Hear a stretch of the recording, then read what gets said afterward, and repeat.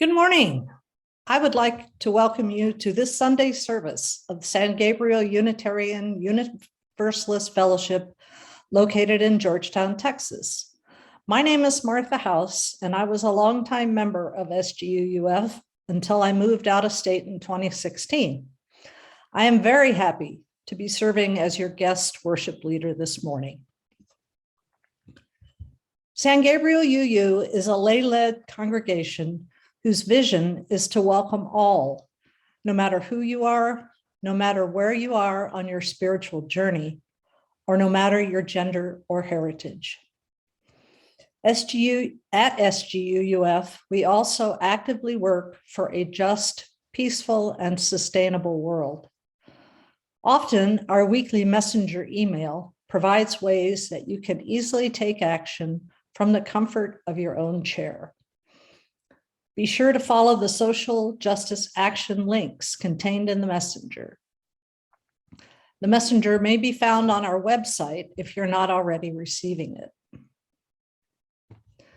During the month of October, we embrace our Soul Matters theme of cultivating relationship. And we also celebrate the achievements of the LGBTQ community. It was 7.5 years ago that I, along with Reverend Scrobbets and Lelena Parkhurst, culminated our work to have San Gabriel recognized as an official welcoming congregation by the Unitarian Universalist Association as one way of fulfilling our first UU principle. We affirm the inherent worth and dignity of every person. Reverend Lou Snead will be speaking to us today on the topic of transcendence as a spiritual and religious issue. To explore this, Lou will be asking the question, does God matter to you?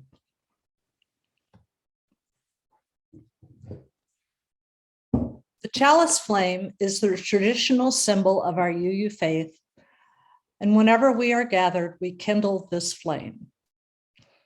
Our chalice lighting words this morning come from Reverend Ian Ellis Jones of the Australian and New Zealand UU Association. We light this chalice, a living symbol of the one life that animates and sustains all things and all persons. The one life in which we all live and move and have our being, and the one life which perpetually gives itself to itself so as to become the many. By means of the light of truth and reason and the warmth of fellowship and compassion, may the many come to know themselves to be not only interconnected with each other, but also indivisible emanations of that one great light, which enlightens all life and which can never be extinguished.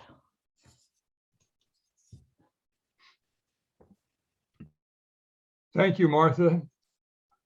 As she said, the issue I'd like to address with you all today centers around what many consider to be the most fundamental part of any religious faith, the faith in God or a higher power or supreme being.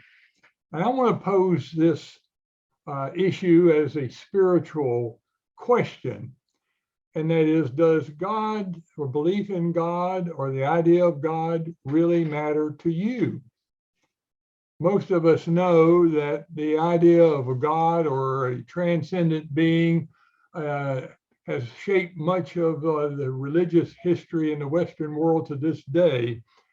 From its origins, UUs had once were grounded in a faith in a transcendent being, but somewhere around 50 to 75 years ago, many in this tradition have also jettisoned a faith in a creator God or a transcendent reality and limited it to nature or a moral reality within human experience.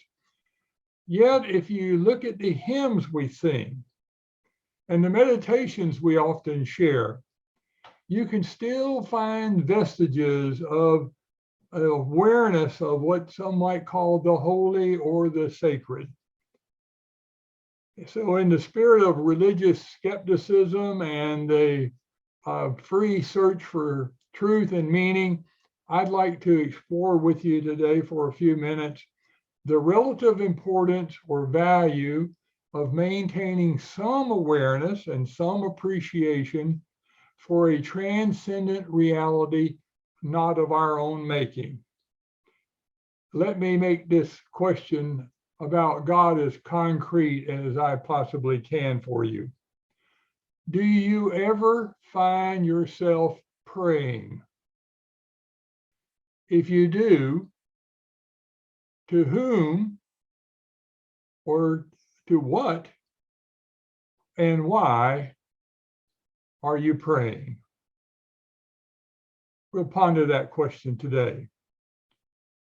To begin our service, thinking about the many ways that people think of the transcendent, I would like for you to either enjoy or to sing along with this opening hymn for today, Bring Many Names.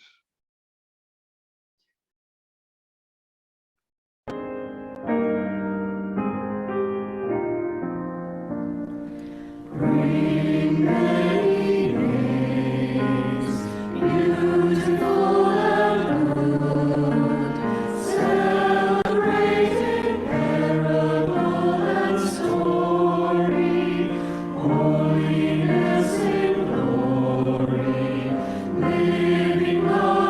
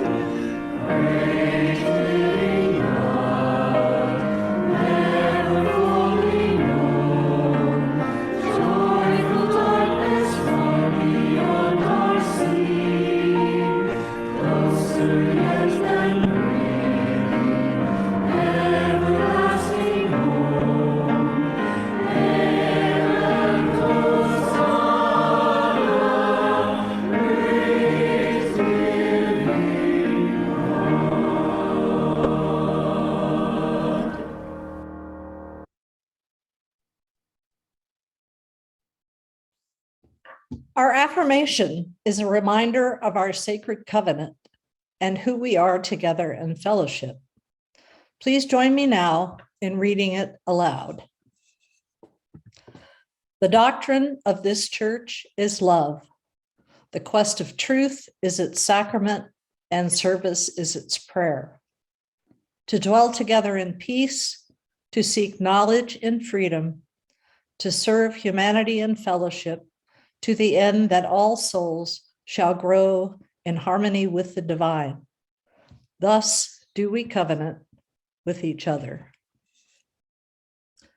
I invite you into a few moments of silent meditation.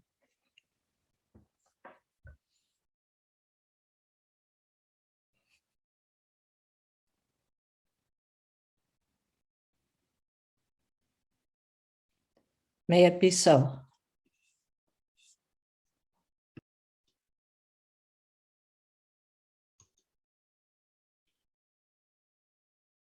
Good morning again. As a starting point for considering this idea of God or any transcendent reality for that matter, whether or not that still is relevant today, I want to take you back to the 1740s and the 1750s in New England, at the beginning of this nation, actually.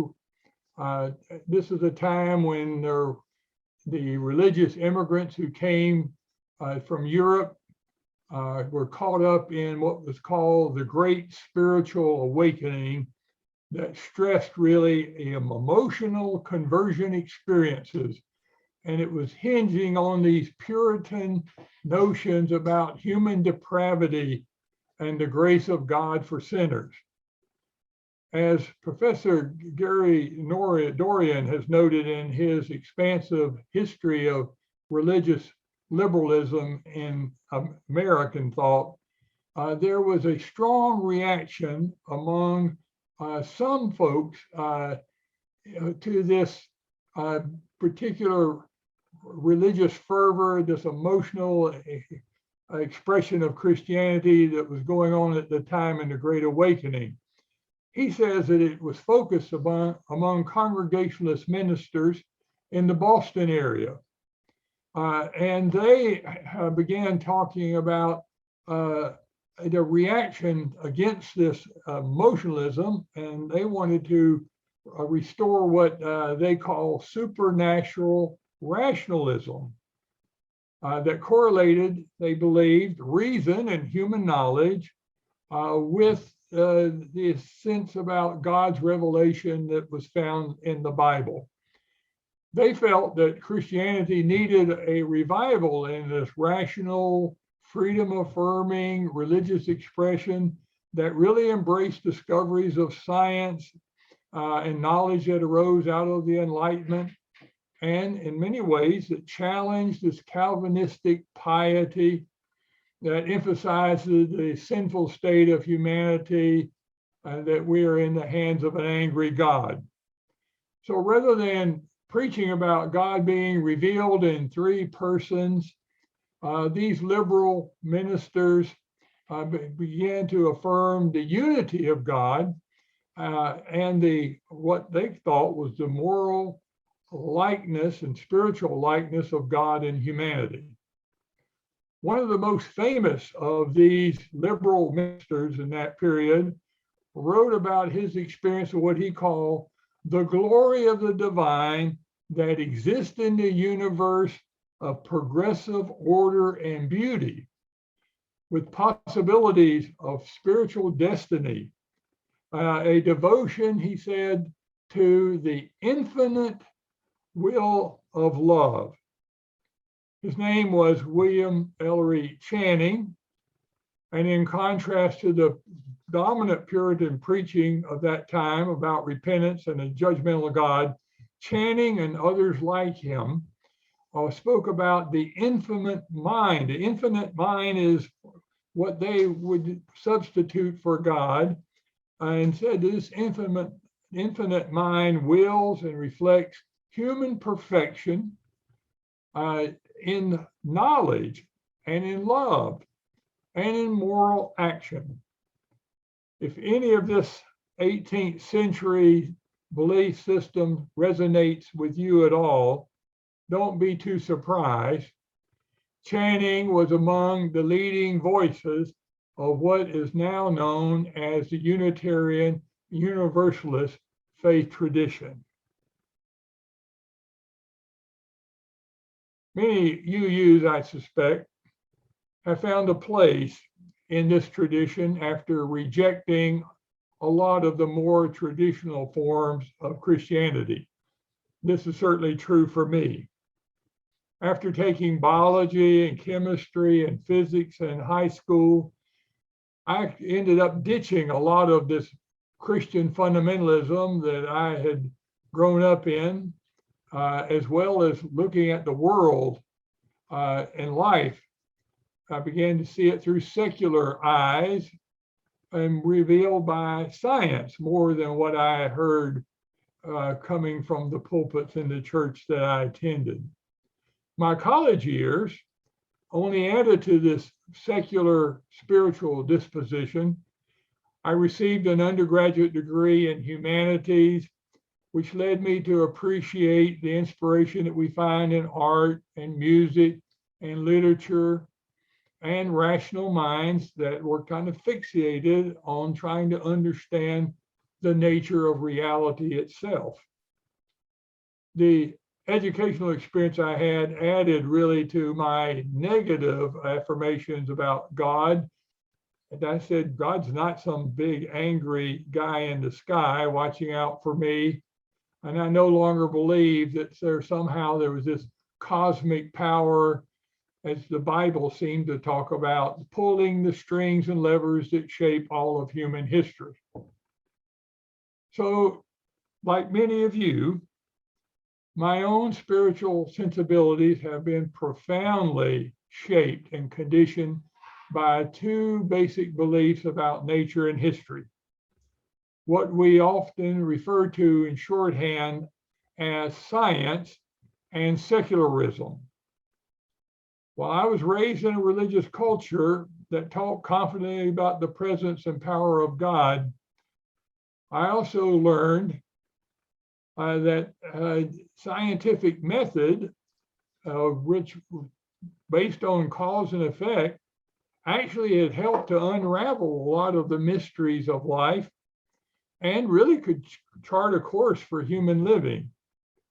So rather than seeing history as somehow being determined by the will of God, I really bought into the modern notion of human autonomy, where decisions and actions that people determine that occurs, for the most part, shapes the world. By the time I was in high school, I could no longer accept that worldview that was espoused in the church through the Bible, that somehow was the only truth. And in some ways, my educational indoctrination, if you want to call it that, into this cause and effect world of scientific inquiry actually challenged and even undermined the age-old belief in a transcendent God. This is kind of what's been called the making of the modern mind. You can see here, where the focus is and how truth is understood. By the time I finished college, I had rejected most of the supernaturalism that was preached in conservative Christian communities. About all I retained from my childhood spiritual experience and orientation was the compelling moral teachings and stories about Jesus and this redemptive power of love and forgiveness. My spiritual journey, however, left me still struggling with the idea about some transcendent reality or realm, not of human making. This spiritual journey led me to go to graduate school. I did study in religion, and there I discovered that I wasn't alone in this confrontation between science, secularism, and God. One of the theological trends that had just been going on for some time before I arrived in graduate school what started in the 60s and was going on still in the 70s, was the attempt both within Christian communities and some Jewish communities and theologians who were wrestling at the time with the idea of God in the light of this scientific worldview. To my pleasant surprise, several of the professors in my graduate school classes were leading spokespersons for what was then called the Death of God movement. A number of the theologians of that movement were arguing at the time that traditional language, religious language, really no longer made sense for modern sensibilities. They were going on to say traditional ideas of God were either meaningless or misleading, and it certainly didn't tell you much about reality as such. Most of them claimed that the essential ethical message of Christianity was about the power of love that can be expressed without reference to a divine being. Some of these Death of God theologians suggested that we no longer needed to live in fear and servility to some alien power that rewards some and punishes others because of these traditional ideas about the divine had kept people from being responsible for the character of their own lives. I remember William Hamilton writing, "People with absolute gods are dangerous." And he said, when one of the things that you can do to help your brothers and sisters to take their malicious God away from them. While the idea of the death of God generated a lot of controversy and a lot of outrage in traditional churches in America at that time, these voices were attempting to recognize how science and secularism have impacted the spiritual sensibilities of honest people of faith, and they represent really a historical awareness that something had really happened in the Western culture over several centuries, altering not only human experience, but religious ideas as well.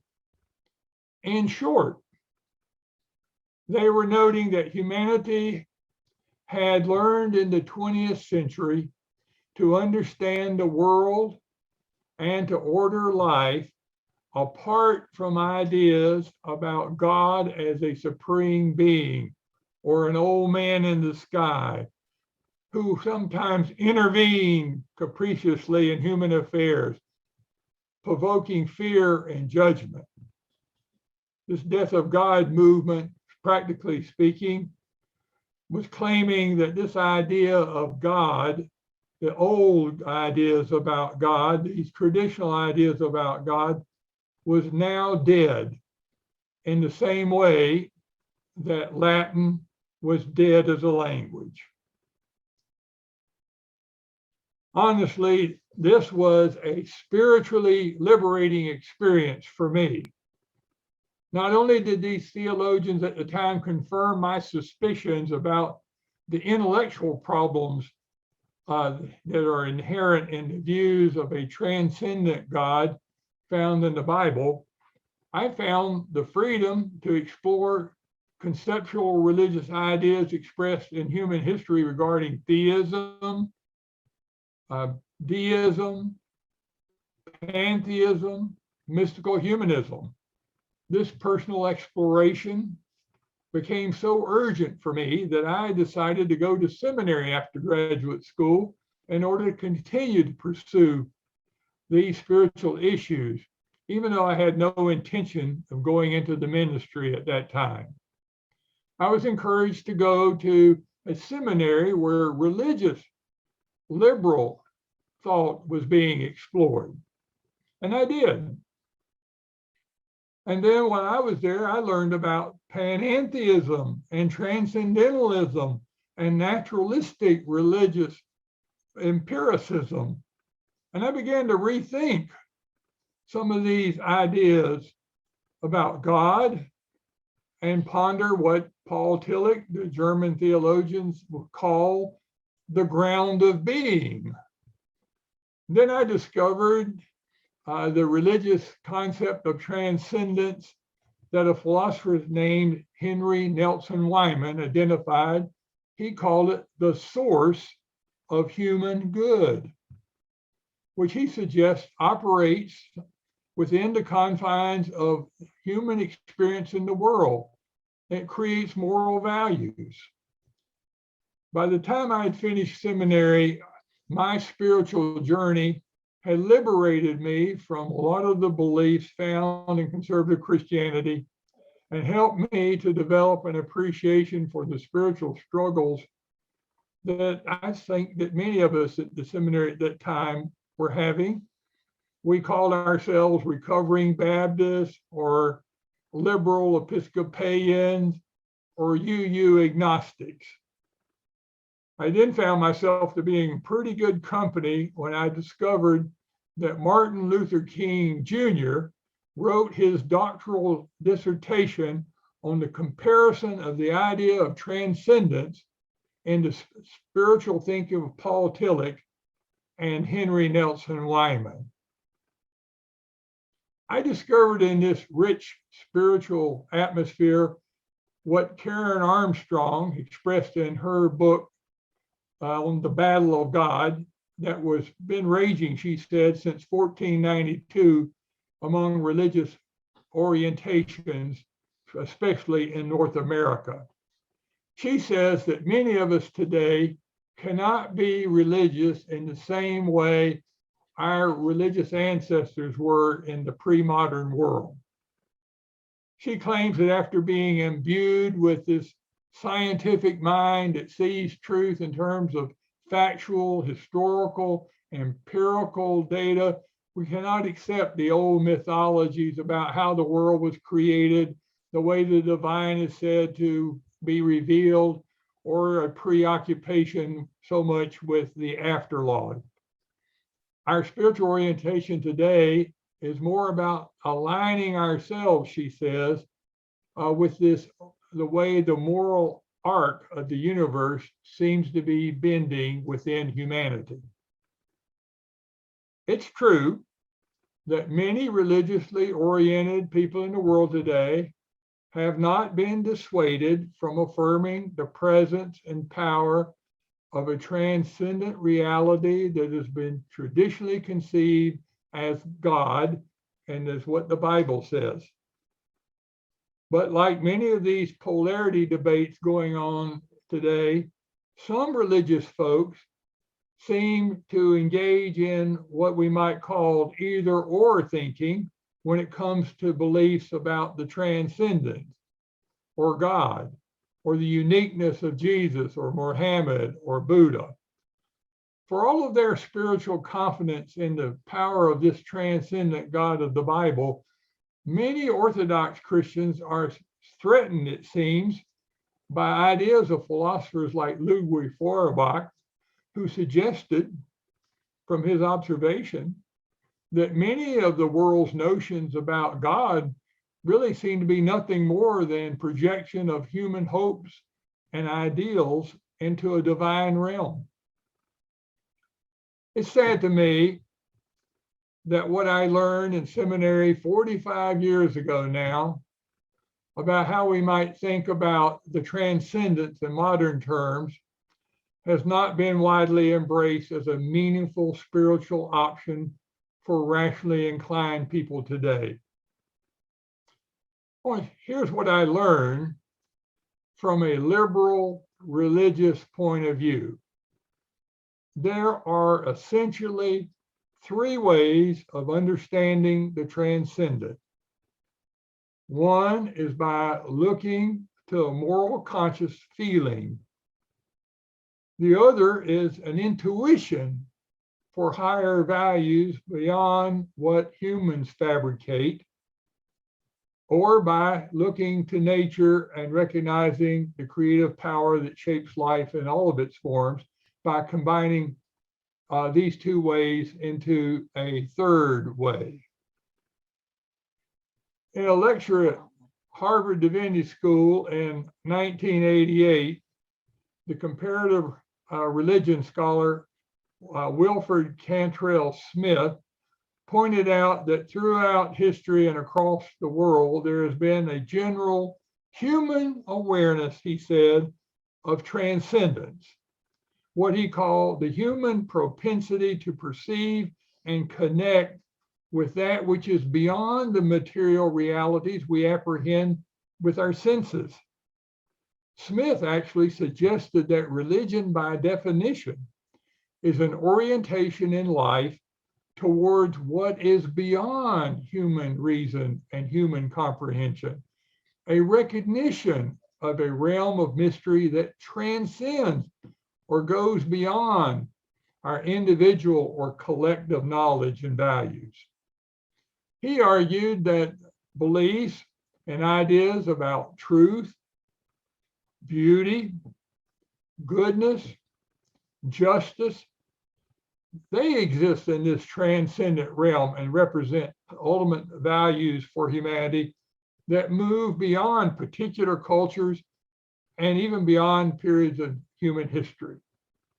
In his view, religion is a state of mind that seeks to apprehend, often in symbolic and metaphorical language, that which commands, he said, human devotion, something as being holy and sacred, leading to feelings of reverence, feelings of gratitude, humility, and really exerting some moral claim on us.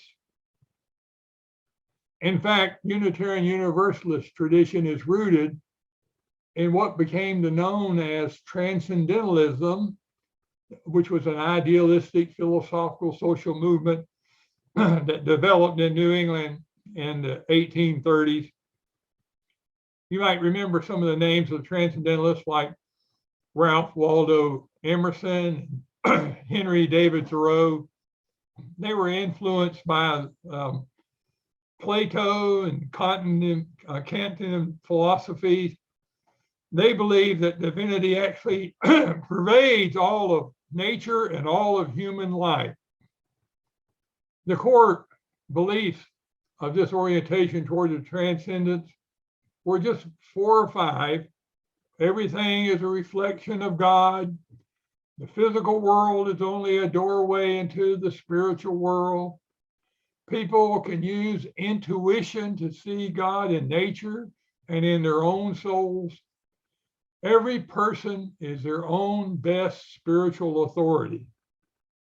Some of these transcendentalists suggested that even if there wasn't a God, humanity would eventually found the need to create one. In more recent years, it's been the psychologists who have now helped us to see some of these new varieties of transcendence. I came across this paper in a review of general psychology entitled "The Varieties of Self-Transcendent Experience." The psychologists who wrote this particular paper define these states as what they call transient moments, when people feel lifted from the hustle and bustle of life, their sense of self fades away, and they feel somehow connected to something bigger than themselves.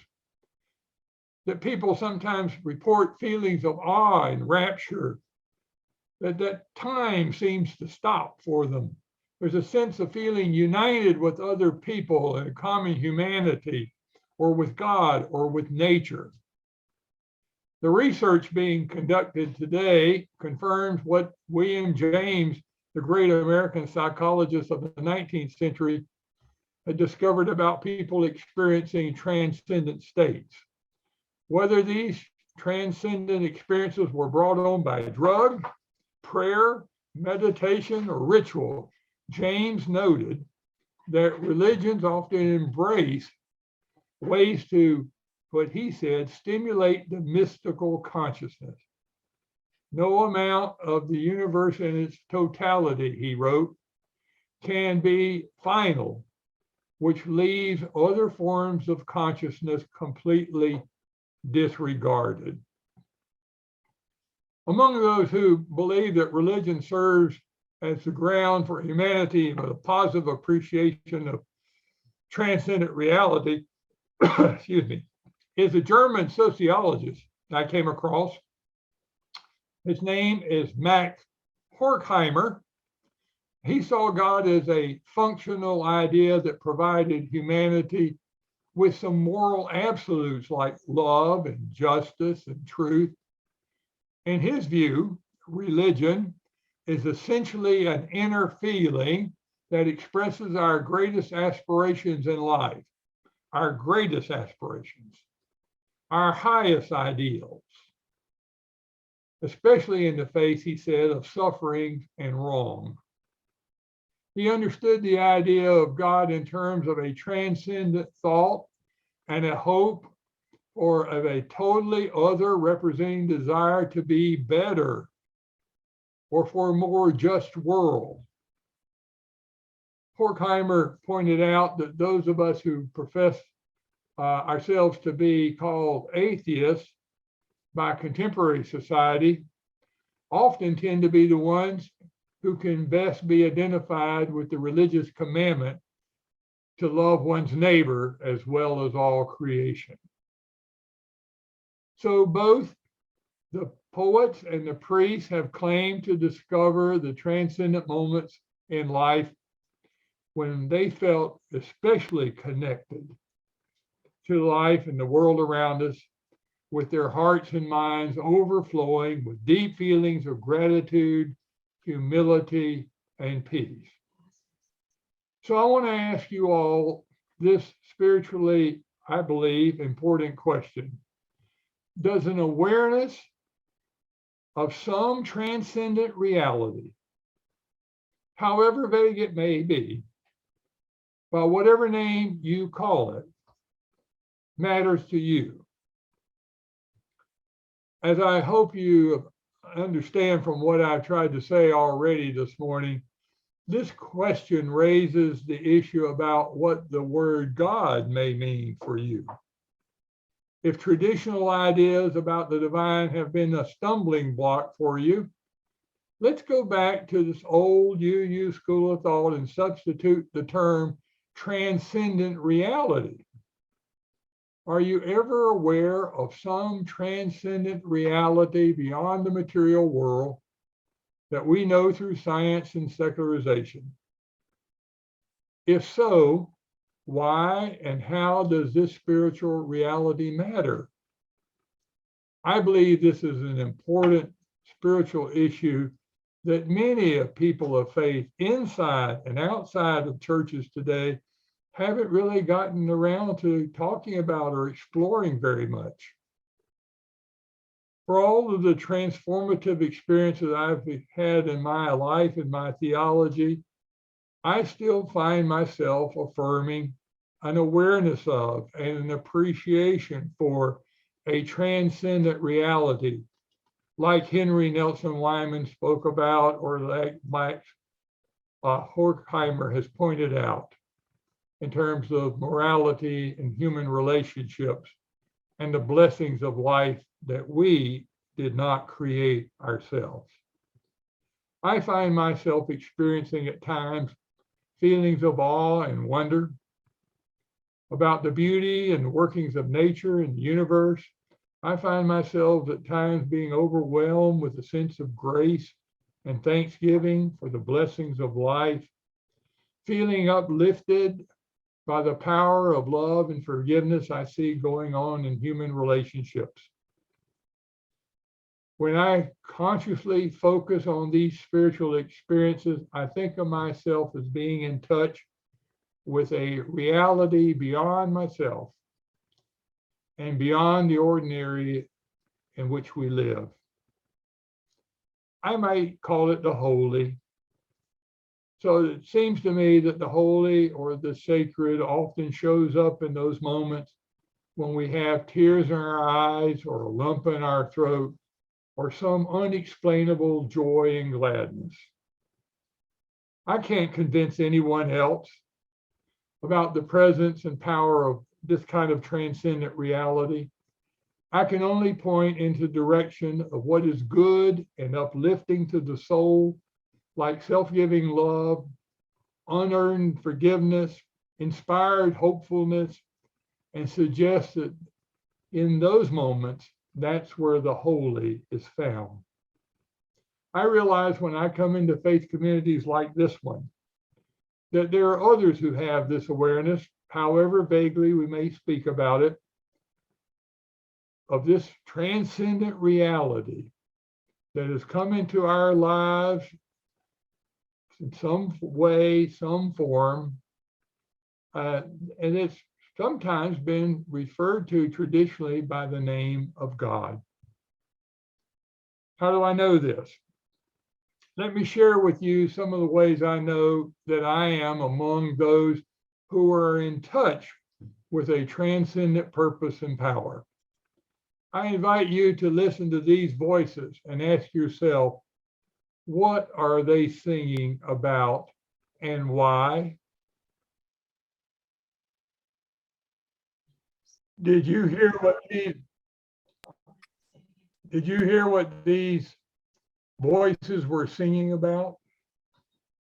If you did, you may also realize, as I do, that some transcendent reality still matters to you. May it be so.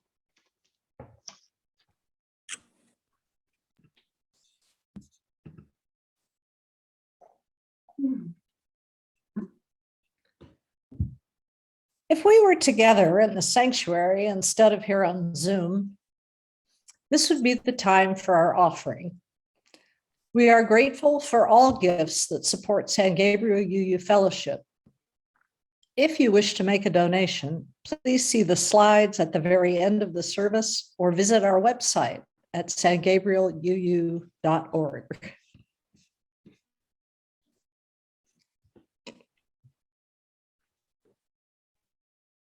Our chalice extinguishing words come from Laura Lynn Bellamy. If here you have found freedom, take it with you into the world. If you have found comfort, go out and share it with others. If you have dreamed dreams, help one another that they may come true. If you have known love, give some back to a bruised and hurting world. Go in peace. This concludes our service for today. We thank you for joining us. We thank Martha for being particularly a lay leader today, even though she's in a different place and part of God's world. After the announcements and credits you'll read about here, we will have a brief interlude, and then we will be together for our time together where we continue to cultivate our relationships. Thank you for being with us today. There is more love somewhere. There is more love somewhere. I'm gonna keep on till I find it. There is more love somewhere. There is more hope somewhere. There is more hope somewhere. I'm gonna keep on till I find it. There is more hope somewhere.